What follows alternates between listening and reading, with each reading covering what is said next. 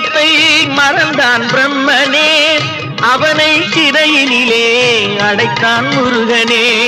பிரணவ மந்திரத்தை மறந்தான் பிரம்மனே, அவனை சிறையினிலே அடைத்தான் முருகனே.